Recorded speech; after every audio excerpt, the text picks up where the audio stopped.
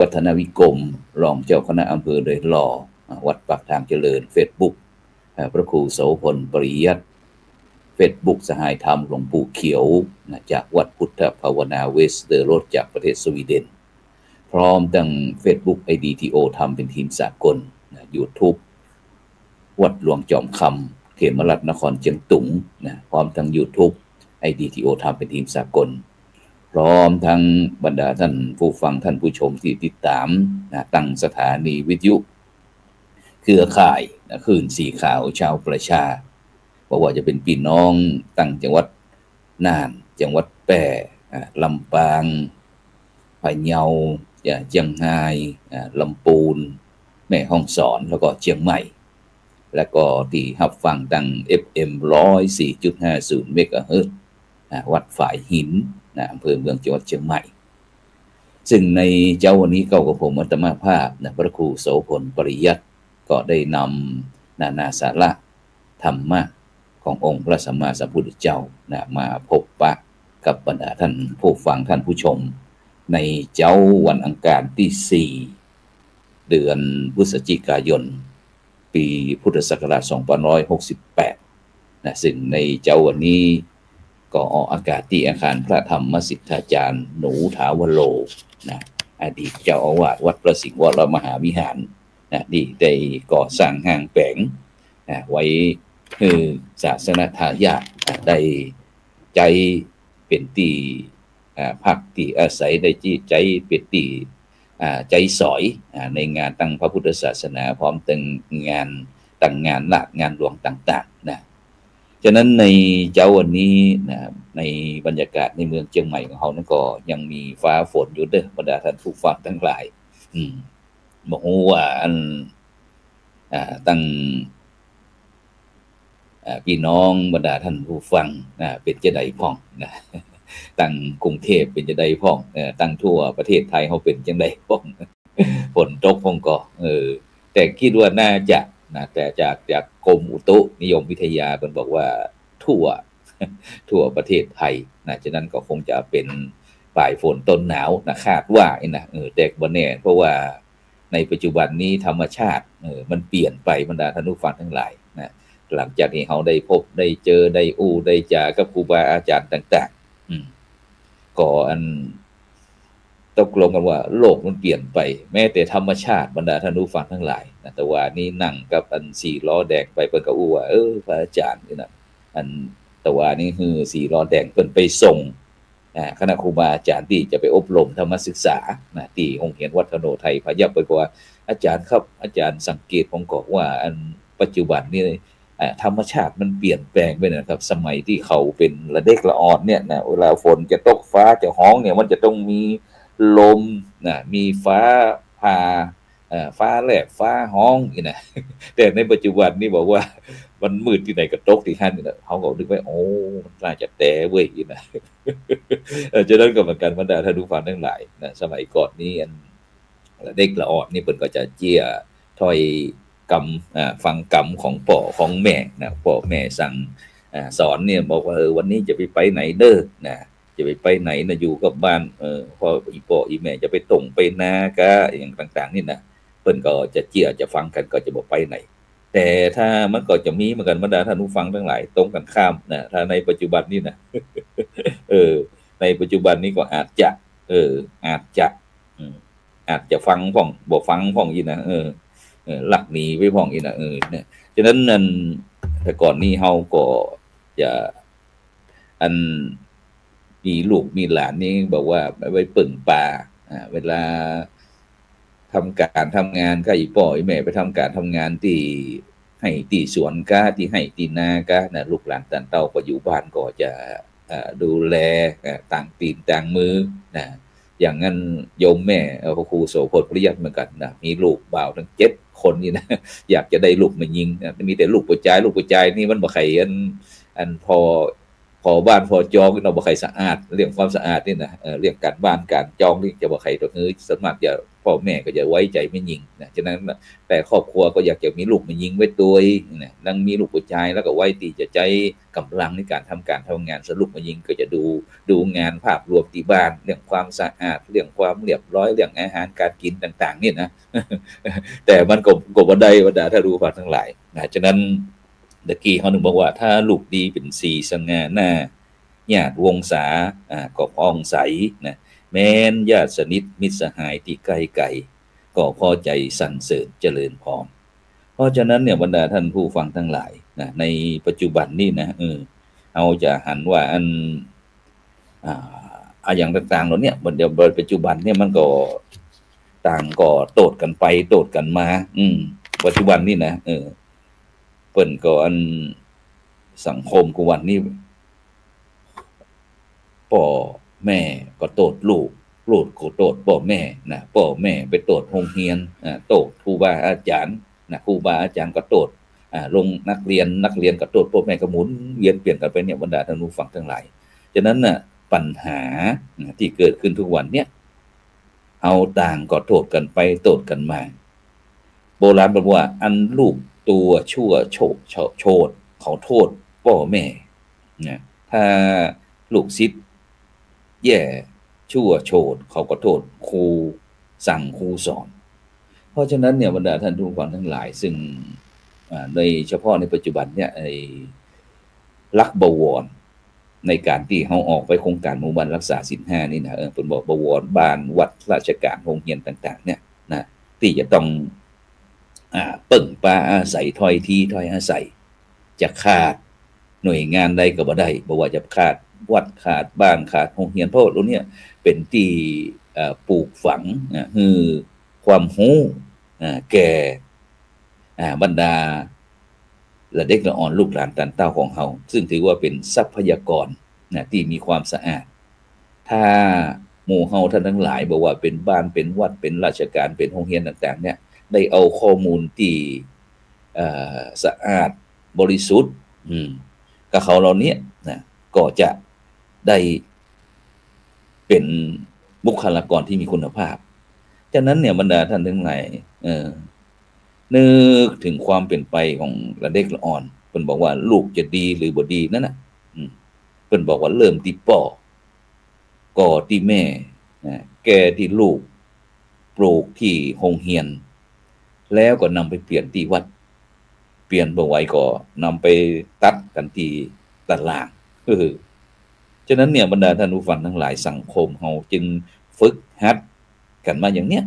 ตั้งแต่สมัยพ่อแม่ปู่ย่าตายายซึ่งสถาบันทั้ง3เนี่ยจะทำให้กุลบุตรกุลธิดาของเฮาทั้งหลายเนี่ยดีงามได้ก็คือบวรก็ได้แก่บ้านวัดราชการหรือว่ารัฐเนี่ยนะซึ่งโดยเฉพาะโรงเรียนโรงเรียนฉะนั้นเนี่ยลูกหลานจะดีบ่ดีเนี่ยมีคุณภาพได้ก็ต้องอาศัยพ่ออุ้มแม่ชูครูพาเดินพาไปแล้วก็กฎหมายกำกับแต่ในปัจจุบันเนี่ยบรรดาท่านผู้ฟังทั้งหลายนะก็มีนะบรรดาผู้ปกครองต่างๆหัวหมอเสหัวด็อกเตอร์พวกเตี้ยก็ปากันไปนะไปบนไปฟ้องไปร้องโรงเรียนของครูของผอของบอกว่าละเมิดสิทธิของทำเกินเหตุของนะฉะนั้นเนี่ยบรรดาท่านผู้ฟังทั้งหลายแต่ว่านี่ได้มีโอกาสอย่างที่ฟังว่าได้มีโอกาสได้นำคณะครูบาอาจารย์จากวัดพระสิงห์วรมหาวิหารในนามของคณะสงฆ์จังหวัดเชียงใหม่ซึ่งก็มีพระเดชพระคุณหลวงพ่อพระเทพสิงหวราจารย์ด็อกเตอร์รองเจ้าคณะจังหวัดเชียงใหม่เจ้าอาวาสวัดพระสิงห์วรมหาวิหารซึ่งก็ได้นโยบายแก่คณะครูบาอาจารย์วัดพระสิงห์เขาว่าเนี่ยบุรพาอาจารย์เขาตั้งแต่อดีตเจ้าอาวาสตั้งแต่อดีตจนถึงปัจจุบันเนี่ยก็จะส่งเสริมเรื่องการศึกษาต่างๆซึ่งโดยเฉพาะการแต่ก่อนนั้นละเด็กละอ่อนหรือว่าบรรดาลูกหลานตานเต้ากุลบุตรกุลธิดาต่างๆเนี่ยของเฮาก็จะเข้าวัดกันนะ เข้าวัดโดยป่อโดยแม่ทำบุญตักบาตรของนะยุคสมัยต่อมาก็รู้สึกว่ามาบัดใดที่เราเด็กอ่อนจงใจเวลาให้เป็นประโยชน์คณะสงฆ์ไทยเฮานะซึ่งสมัยพระเดชคุณหลวงปู่นะพระอุบลีคุณอุปมาจารย์ฟูอัตตสิโวนะก็ได้เดินไปกับสังฆะคณะสงฆ์ไทยไปที่ประเทศศรีลังกานะก็ไปหันเด็กละอ่อนให้ได้เฮียนตามปืนต้นไม้ของตามลานที่มันมีห่มไรศาลาของอย่างนั้นก็ชื่อว่าพุทธศาสนาวันเสาร์ที่ประเทศศรีลังกานะเมื่อปี 2500นะจากนั้นคณะสงฆ์ไทยเขาก็เลยนำเข้ามา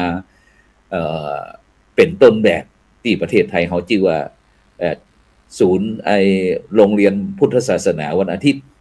แต่ต่อมายุคต่อมาก็บอกว่าศูนย์ศึกษาพระพุทธศาสนาวันอาทิตย์แห่งประเทศไทยนะฉะนั้นบรรดาท่านผู้ฟังหลายจากนั้นก็ยุคต่อมาหลังจากที่เมื่อ20 กว่าปีก่อนนะพระครูโสพลปริยัตินี่ก็พร้อมถึงคณะสงฆ์ก็ได้มองหาว่าในยุคสมัยต่อไปเนี่ยเล็กละอ่อนนี่ก็คงจะเข้าวัดเข้าวาเนี่ย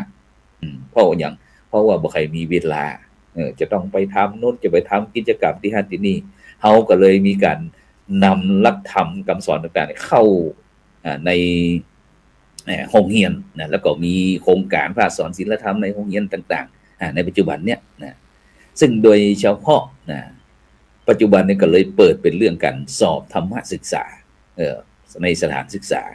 ซึ่งโดยเฉพาะในจังหวัดเชียงใหม่เขานี่ที่มีความก้านกุ้งหุ่งเฮืองยุคสูงสุดหลังจากที่ยุคสมัยหลวงปู่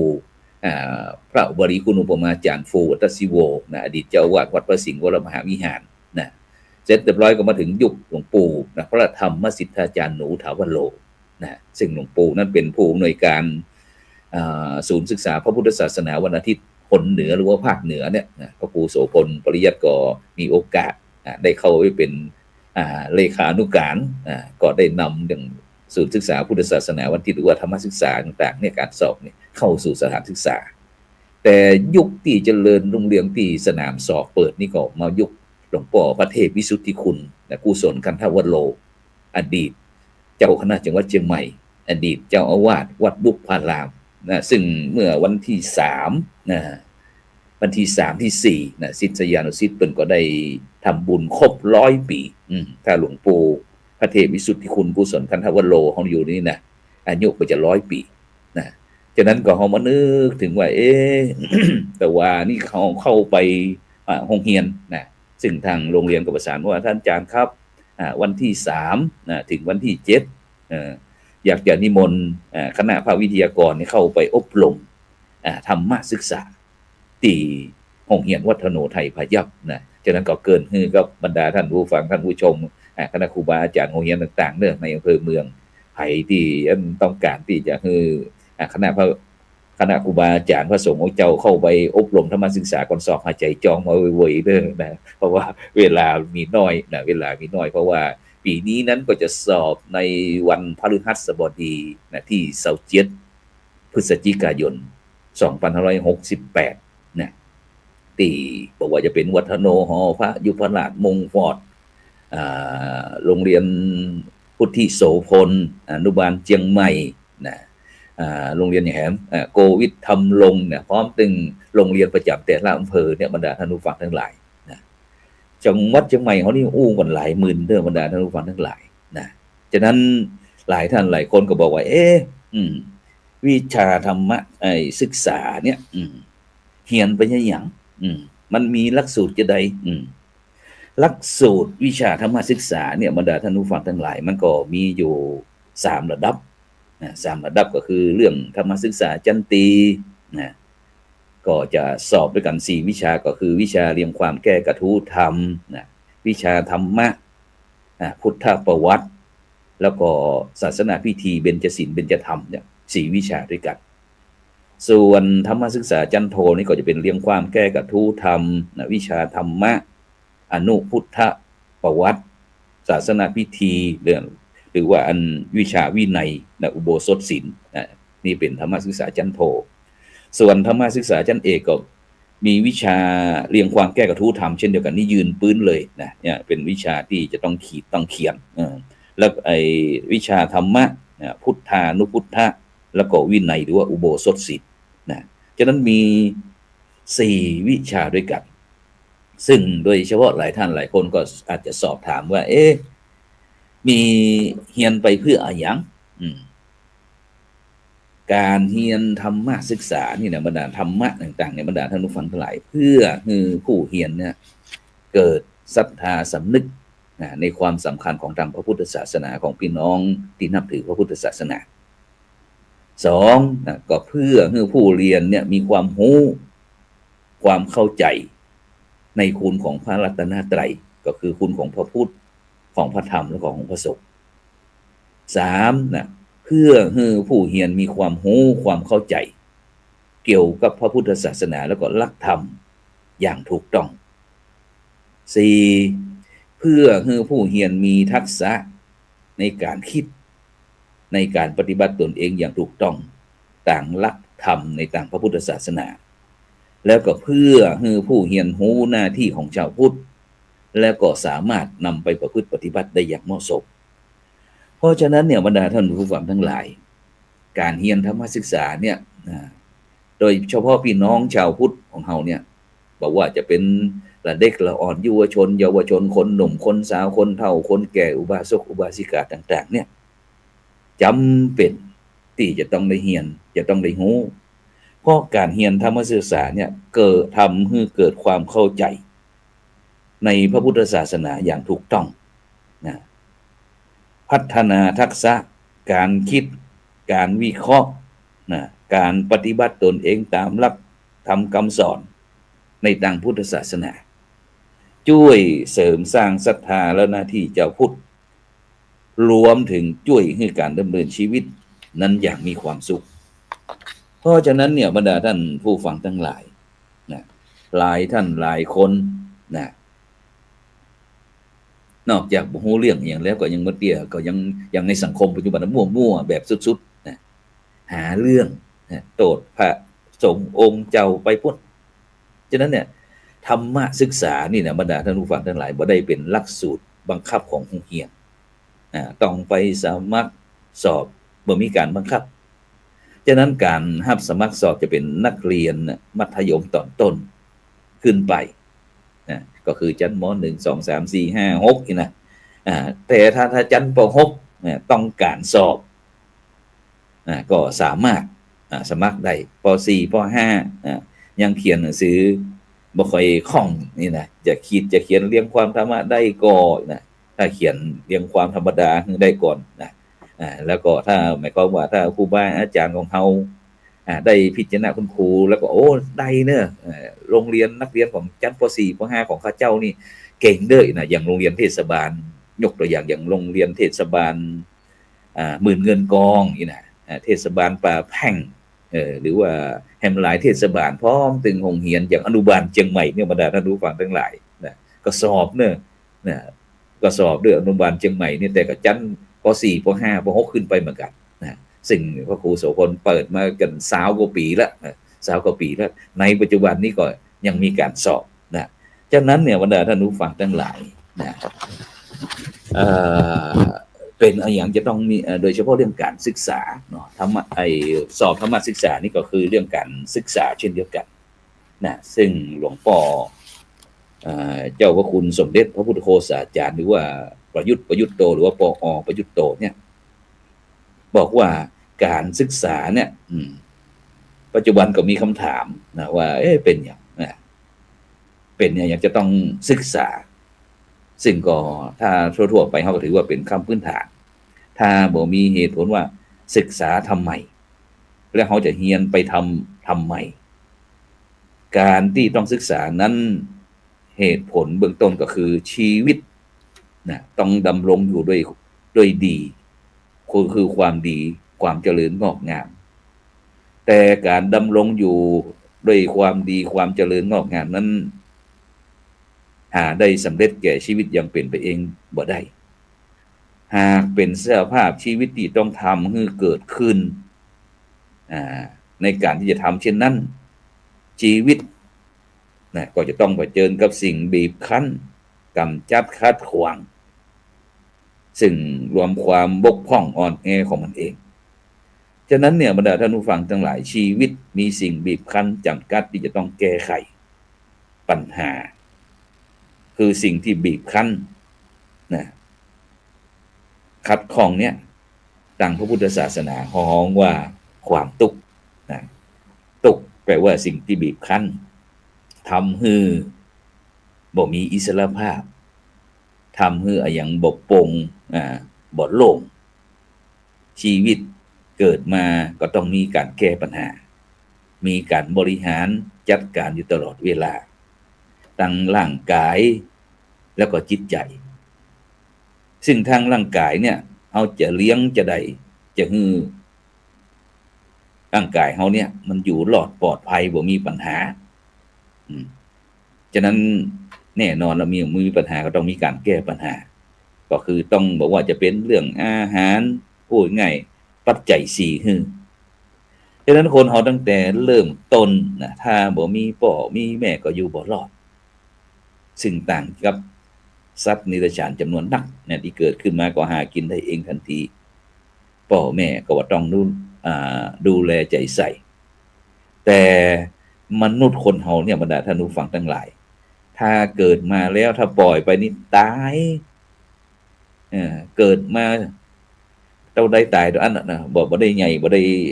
เป็นหนุ่มเป็นสาวเป็นเด็กชายเป็นเด็กหญิงเป็นคนนั้นคนนี้นะตายหมดถ้าพ่อแม่บ่ดูแลเนี่ยจะกินอะไรหยังจะอยู่จะได้นะฉะนั้นน่ะสิ่งเหล่านี้บรรดาท่านผู้ฟังทั้งหลายนะทางพุทธศาสนาเขาถึงยกนะพ่อแม่เป็นพระพรหมเป็นบุคคลที่เป็นพระในบ้านที่มีความสำคัญต่อลูกหลานซึ่งแต่ว่านี่ก็ได้มีโอกาสไปเข้ากับนักเรียนชั้นม.5 ก็สังเกตนะคือคณะครูบาอาจารย์ได้อธิบายนะเกี่ยวกับเรื่องวิชาเรื่องความแก้กระทู้ธรรมว่ามีขั้นตอนจะใดจะทำจะใดนะซึ่งผู้ที่ขอข้อสอบจะต้องรู้นะเข้าไปแล้วก็วิชาที่จะต้องสอบก็คือวิชาเรียงความแก้กระทู้ธรรมสอบวันแรกนะแถมสอบวิชาแรกเนี่ยเพราะว่าจะว่าวันแรกก็ไม่ได้เพราะว่าสอบวันเดียว ในช่วงเช้านะตั้งแต่ 8 โมงถึง 11 โมง11 โมงเกินประมาณนี้นะเนาะเพราะว่าจะวันแรกนี้จะมีการเปิดสนามสอบนะเปิดสนามสอบเสร็จก็คณะกรรมการก็ชี้แจงว่ามีกฎระเบียบจะใดเสร็จแล้วก็ประมาณสัก 8 โมงครึ่งหรือว่า 9 โมงนะประมาณ 9 โมงฉะนั้นก็วิชาเรียงความแก้กระทู้ธรรมนี่ก็จะคือการสอบอยู่เวลาก็3 ชั่วโมงนะฉะนั้นก็ตั้งแต่ 9 โมงพุ่น9 โมง 9 โมง9 โมงครึ่งก็9 โมงก็ไปถึง 11 โมงเนาะถ้า 9 โมงครึ่งก็ถึง11 โมงครึ่งนะซึ่งก็จะตรงกับเวลาฉันภัตตาหารเพลนะจนมากก็จะเป็น 9 โมงถึง 11 โมงนะหลังจากนั้นก็จะรับประทานอาหารกลางวันก็จะเริ่มสอบเหมือนกันก็จะเป็นในภาคบ่ายก็คือเวลาตั้งแต่บ่ายโมงนะบ่ายโมงก็จะเริ่มสอบวิชาแรกในช่วงบ่ายก็คือวิชาที่2ก็คือธรรมะวิชาที่3กับพุทธประวัตินะวิชาที่4ก็จะเป็นเรื่องเบญจศีลเบญจธรรมกานะแล้วก็เป็นกุศลกรรมบทกานะหรือว่าอุโบสถศีลกาวินัยกานี่ก็แล้วแต่นักธรรมจันตรีจันโทจันเอกซึ่งในภาคบ่ายนี้ก็จะเป็น50 ข้อจะเป็นการฝนนะเป็นอันปรนัยหรือว่ากากบาทพวกนั้นนะบรรดาท่านผู้ฟังทั้งหลายนะฉะนั้นก็มีตัวช้อยตัวเลือกก็จะง่ายสำหรับละอ่อนในยุคใหม่น้อยหนึ่งแต่วิชาเรียงความแก้กระทู้ธรรมนี่แน่นอนละบรรดาท่านผู้ฟังทั้งหลายอย่างนั้นวิชาธรรมศึกษาจันตีนี่ก็จะต้องเขียน2 แผ่นมีพุทธภาษิตที่แม่กองยกมาฮื้อสนามสอบยกมาฮื้อ1แล้วก็ต้องมีกระทู้ต่อกระทู้เชื่อมแห่ง1เนี่ยนี่คือธรรมศึกษาจันตีส่วนธรรมศึกษาจันโทนี่ก็วิชากระทู้ตั้ง1นะกระทู้เชื่อม2เขียน3 แผ่นธรรมศึกษาจันเอกกระทู้ตั้ง1นะวิชาเรียงความแก้กระทู้นะกระทู้ตั้ง1แล้วก็กระทู้เชื่อม3นะแต่ต้องเขียน4 หน้าจะนี้เป็นต้นแต่ถ้าเป็นวิชาภาคบ่ายนั่นก็50 ข้อเหมือนกันนะ50 ข้อนะซึ่งก็จะมีตึง สอบธรรมศึกษามีตึงระดับประถมมัธยมอุดมศึกษาซึ่งหลายท่านหลายคนก็บอกว่าเมื่อลูกเขาเจ้าเรียนอยู่โรงเรียนอนุบาลเชียงใหม่ก็พุทธิโสพลก็ชั้นป .4 ป .5 ป .6 เป็นจบธรรมศึกษาชั้นตรีชั้นโทชั้นเอกมันแล้วเจ้านะจะต้องสอบมันก็ต้องสอบบรรดาท่านผู้ฟังทั้งหลายเพราะว่าในปัจจุบันนี้แม่กองทัพสนามหลวงเปิดก็ได้วิเคราะห์หาเหตุหาผลว่าสมัยก่อนนั้นการสอบธรรมศึกษาเนี่ยชั้นตรีชั้นโทชั้นเอกนี่ก็มีปัญหาเดียวกันนะก็คือตั้งแต่นักเรียนชั้นอนุบาลจนถึงมหาวิทยาลัยหรือว่าผู้ปกครองก็สอบคำถามด้วยกันฉะนั้นในปัจจุบันเพิ่นถึงแยกว่าสมัยยุคอายุประมาณตัวนั้นตัวนี้เนี่ยจะมีความรู้ความสามารถขนาดไหนนะเพิ่นก็จะจัดให้เหมาะสมกับระดับองค์ความรู้นะในปัจจุบันนี้ก็เลยมีระดับประถมมัธยมอุดมศึกษาถึงแม้ระเด็กละอ่อนของเฮานี่ก็เช่นเดียวกันแม้จะอย่างยกตัวอย่างอย่างโรงเรียนวัฒโนไทยพยัพเนี่ยจบจากวัฒโนไทยพยัพเป็นชั้นม .6 จบธรรมศึกษาเอกไปแล้วเมื่อไปเข้าระดับอุดมศึกษาก็ต้องสอบใหม่เหมาะบรรดาท่านผู้ฟังทั้งหลายนะอุดมศึกษาก็มีทั้งธรรมศึกษาชั้นตรีชั้นโทชั้นเอกเช่นเดียวกันนะฉะนั้นคงความรู้ในปัจจุบันก็จะมีความหลากหลายฉะนั้นบรรดาท่านผู้ฟังท่านผู้ชมถามว่าแล้วเจ้าบ้านทั่วไปนู้สามารถสอบได้ก็ได้บรรดาท่านผู้ฟังทั้งหลายนะก็ติดต่อวัดใกล้บ้านก็แล้วกันนะแต่ในปัจจุบันนี้ตอนนี้ก็ส่งรายชื่อกันละนะส่งรายชื่อก็คงตอนนี้แต่ละสนามสอบเพิ่นก็ส่งรายชื่อแล้วก็เตรียมที่แม่กองทำสนามหลวงเพิ่นก็จะประกาศสอบแล้วก็ตอนนี้ก็คณะสงฆ์แต่ละสนามสอบก็เตรียมละนะเตรียมที่จะประกาศคณะกรรมการต่างๆนะซึ่งโดยเฉพาะทางคณะสงฆ์จังหวัดเชียงใหม่นี้พระเดชคุณหลวงพ่อพระเทพมังคลาจารย์นี่ก็ได้แต่งตั้งประธานสนามสอบแต่ละสนามแล้วนะธรรมศึกษานี่นะอย่างพระครูโสพลปริยัตินี่ก็ต้องไปเฝ้าเป็นประธานสนามสอบที่โรงเรียนวัฒโนไทยพยัพนะซึ่งก็ปฏิบัติมานี่ก็20 กว่าปีแล้วบรรดาท่านผู้ฟังทั้งหลายนะ ก็ทำงานมาแต่ว่านี่ก็ก็คุณครูฟังว่ามันเป็นจะใดจะนั้นจะนี้ต่างๆฉะนั้นเนี่ยบรรดาท่านผู้ฟังทั้งหลายสิ่งเหล่านี้ที่ความหวังของเขาก็เพื่อนะที่จะคือผู้เรียนเกิดสามัญสำนึกโดยเฉพาะสร้างเสริมความเข้าใจที่ถูกต้องนะซึ่งธรรมศึกษานะช่วยให้ผู้เรียนเนี่ยเข้าใจพระพุทธศาสนาหลักธรรมแล้วก็คุณของพระรัตนตรัยได้อย่างลึกซึ้งแล้วก็ถูกต้องเพื่อพัฒนาการคิดการปฏิบัติของผู้เรียนจะได้รับการฝึกฝนทักษะเรื่องการคิดการวิเคราะห์การนำหลักธรรมไปปรับใช้ในการดำเนินชีวิตประจำวันอย่างเหมาะสมอย่างไรอย่างวิชาแห่งความแก้กระทู้ธรรมเนี่ยบรรดาท่านผู้ฟังทั้งหลายนะแล้วก็การส่งเสริมศรัทธาหน้าที่เจ้าพุทธนะในการเรียนทำให้เกิดความซาบซึ้งในคำสอนเข้าใจในหน้าที่ของเจ้าพุทธพร้อมที่ทั้งสามารถปฏิบัติได้ตามสมควรแล้วก็การสร้างทัศนคติในเชิงบวกการศึกษาธรรมะช่วยให้เฮาบ่หลงงมงายช่วยให้เฮาบ่ถูกสแกมเมอร์คอลเซ็นเตอร์หลอกลวงสามารถใจเหตุใจผลในการดำเนินชีวิตได้อย่างมีเหตุผลรอบด้านแล้วก็นำไปสู่การดำเนินชีวิตที่มีความสุขการเรียนรู้ธรรมะอย่างแท้จริงสามารถนำไปสู่การปรับปรุงตนเองแล้วก็นำไปสู่การใช้ชีวิตอย่างมีความสุขเพราะฉะนั้นบรรดาท่านผู้ฟังทั้งหลายนะต้องขอบคุณอนุโมทนากับบรรดาท่านผู้ฟังทุกท่านนะที่ได้รับฟังในเจ้าวันนี้นะเวลามีน้อยก็เลยเป็นกระท่อนกระแท่นบอกสามารถที่จะรายละเอียดได้ก็คงจะเดี๋ยวนำนักเรียนผู้เรียนธรรมศึกษาเนี่ยมาออกรายการคือบรรดาท่านผู้ฟังท่านผู้ชมว่าทำไมต้องเรียนธรรมศึกษาก็แล้วกันนะฉะนั้นก็ในเจ้าวันนี้ก็ต้องขอบคุณอนุโมทนากับทุกท่านเพราะว่าหลังจากที่ออกรายการก็จะต้องเข้าโรงเรียนวัฒโนไทยพยัพต่อไปนะเพราะว่าจะต้องเริ่มติวธรรมศึกษาก่อนสอบนอกจากที่จะมีภาคสอนศิลธรรมในโรงเรียนที่สอนตามปกติตามเทอมต่างๆแล้วนะเอาก็ทางคณะสงฆ์ไทยเขาก็เสริมเข้ามานะเสริมเกี่ยวกับเรื่องการเตรียมความพร้อมในการสอบธรรมศึกษานะแล้วก็ได้นำกระดาษแบบสำเนาเนี่ยเข้าไปให้ นักเรียนได้มีการขีดการเขียนในหาประสบการณ์ว่าการสอบจะต้องทำแบบไหนเนี่ยขนาดนี้เลยเนี่ยบรรดาท่านผู้ฟังทั้งหลายถ้าบ่ฮักกันแต่ตึ้งบ่ทำนะ ฉะนั้นก็คือความปรารถนาดีจากคณะสงฆ์ไทยเขาที่มีความห่วงใยในคณะลูกหลานพุทธศาสนิกชนของเขาฉะนั้นก็ร่วมด้วยช่วยกันนะสำหรับในเจ้าวันนี้ก็เวลาหมดเวลาส่วนสอบนักธรรมจันโทจันเอกนี่บรรดาท่านผู้ฟังท่านผู้ชมส่งข้อความเข้ามาก็จะสอบวันที่7ที่8ที่9ที่10นะซึ่งพระครูโสพลนี่ก็ต้องติดตามหลวงพ่อพระเดชพระคุณหลวงพ่อพระเทพสิงหวรอาจารย์ดร.ออกไปตรวจเยี่ยมสนามสอบง้อนะเพราะว่าหลวงพ่อเจ้าคณะจังหวัดนั้นก็จะมอบหมายให้รองเจ้าคณะจังหวัดนั้นแต่ละลูกพร้อมทั้งพระเลขานั้นออกไปตรวจเยี่ยมให้กำลังใจกับคณะสงฆ์แต่ละอำเภออย่างนั้นก็วันนี้เวลาหมดเวลานำรายการจากบรรดาท่านผู้ฟังไปก่อนเด้อนะเพราะเวลาหมดอา